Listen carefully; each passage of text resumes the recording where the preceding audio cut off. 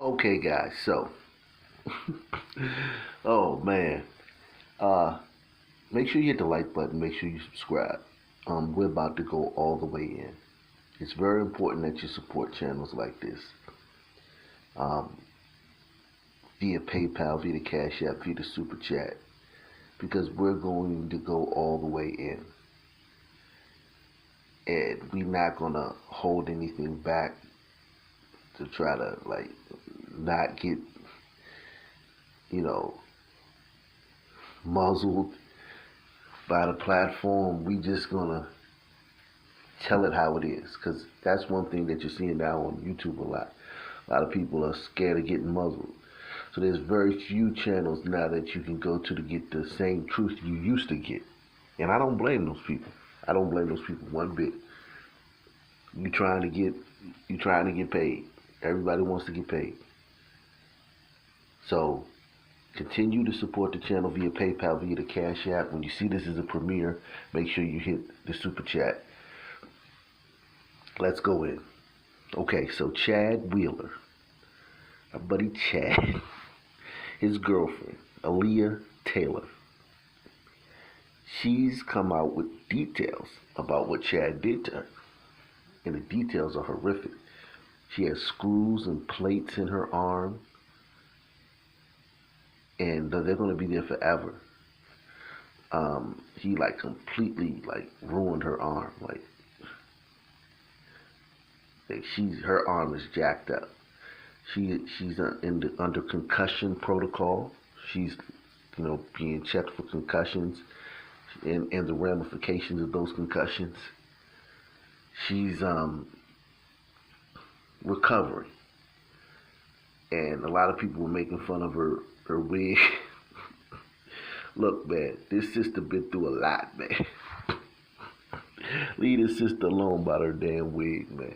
She been through a lot, man. And I have a theory about the wig. I think that her head, something seriously wrong with her head, some injury she received from the situation with Chad, that's causing her to have to cover it up. Maybe some lumps, some kind of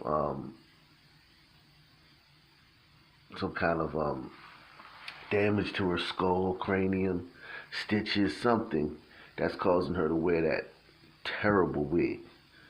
Um, so I'm gonna give his sister a break, because that's my theory about it. Because there's a lot of her, if you look at her eye's still jacked up.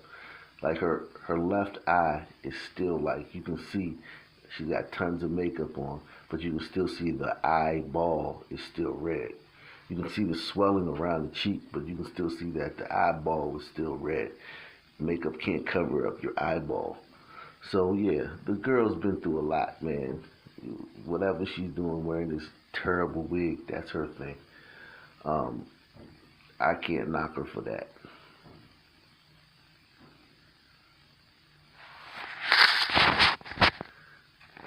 And Jemele Hill and Cari Champion had some very interesting things to say about this. Um, Being, notable black female sports hosts, Cari Champion's been linked to a white thug, Ryan Russillo, who used to work at ESPN, who got in a lot of trouble, who did some crazy stuff. Like, he was naked and walked and broke into these people's house drunk and naked. And you didn't hear nothing about it when he was at ESPN.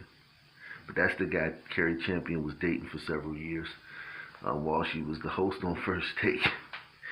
And that kind of gives you some insight into why her and Stephen A had beef, because Stephen A, he man, this chick on here, talking about brothers all day, Floyd Mayweather, Ray Rice, and her white daddy is a thug. By his record. I'm sure that, he's not from the hood or anything like that, but his record says that he's a thug. Um, so that was very interesting. But when it came to Chad Wheeler, a lot of people weren't surprised that Jemele and Cari didn't have much to say about it.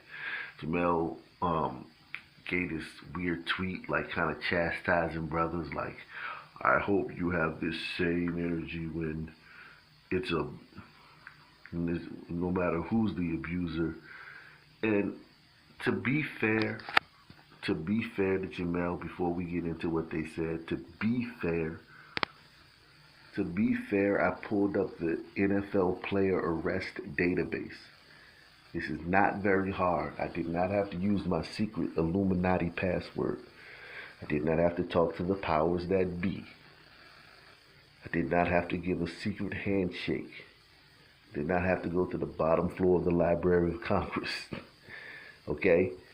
These are things that are known, all right? They're very easy to access, the NFL player arrest database. And I looked on it, and it hasn't been updated since October, but that's close enough.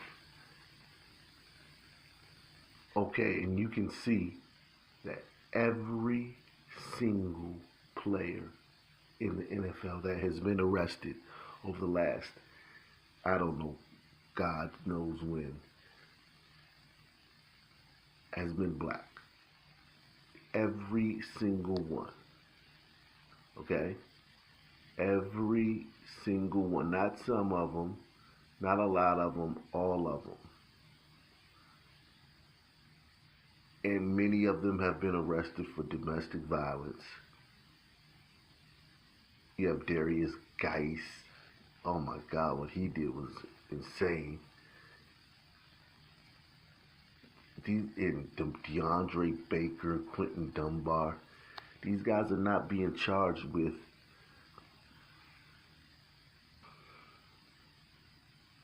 jaywalking, okay? These guys are not being charged with jaywalking. These guys are being charged with serious things, okay?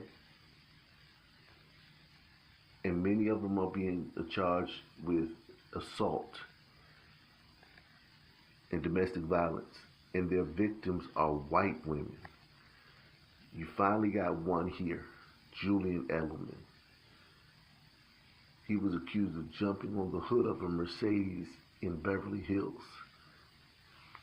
Other than that, every single other one on this list is a brother. Okay? Every single one. So I'll give Cari and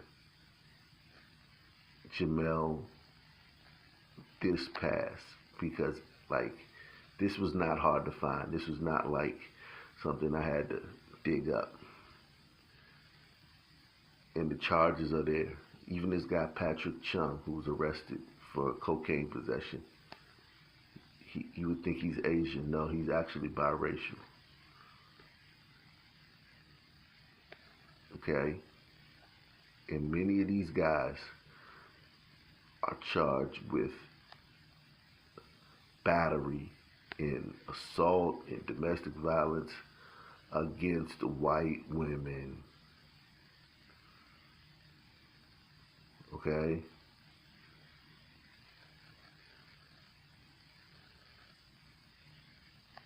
Okay? So we're talking about this whole thing we're talking about why, if it was a brother, it would have been all over the news. That's not necessarily true when you think about, have you heard of any of these brothers? Have you heard of any of these brothers? I mean, stop me when you heard of any of these brothers. I mean, look how many brothers in the NFL have been arrested. Jesus. There's one brother right here, Trevor Davis. He was arrested for a bomb threat at the airport. Do you remember that? A bomb threat at the airport? Talking about blowing up a plane?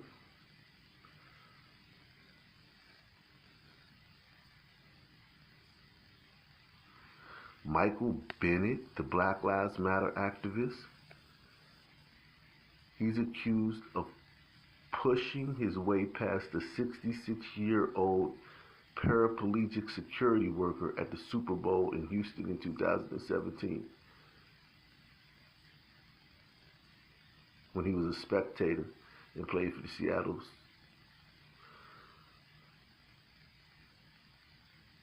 Mm-mm-mm.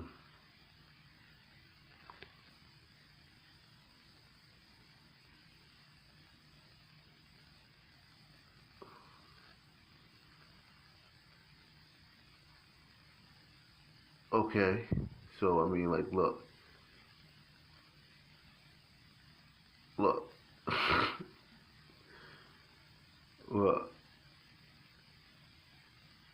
It is what it is. Okay, it is what it is. This one guy, Reuben Foster, he's been arrested. He got arrested for domestic violence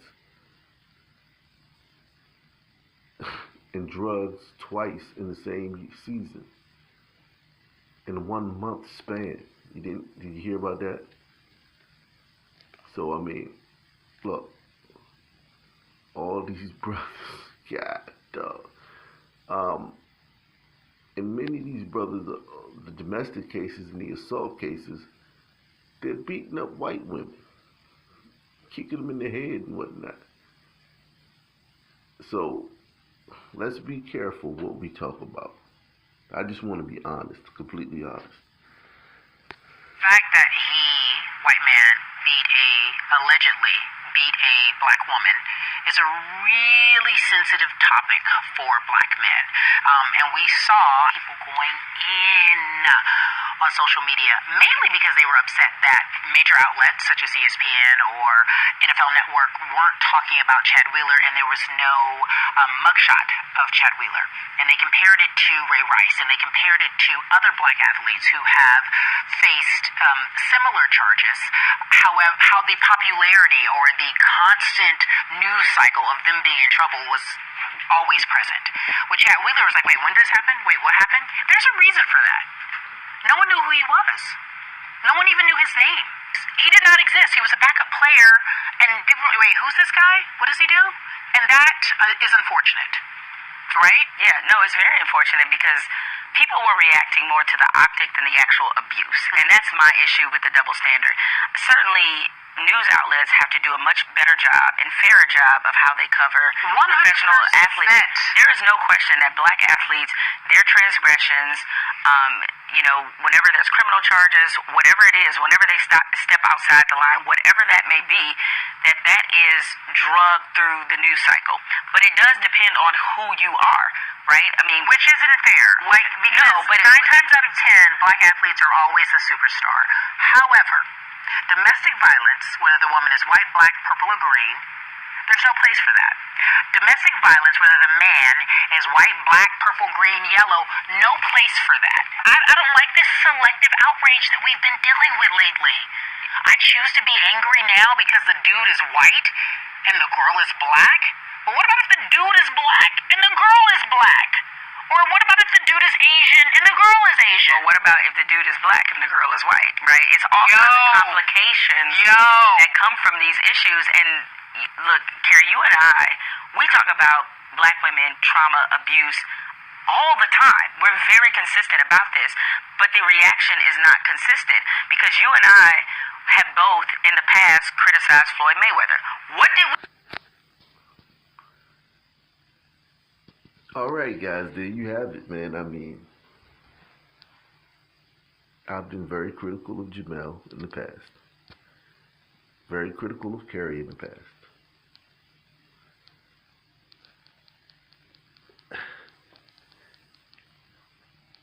And this is why this channel is so important, because we actually do research.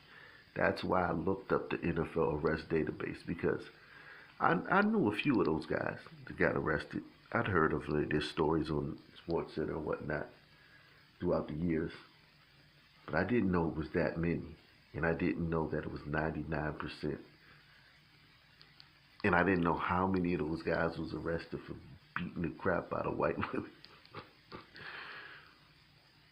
I just didn't know. And yes, the difference with Chad Wheeler is that this woman is disfigured. Like he disfigured her. She's like, he turned her into a pretzel.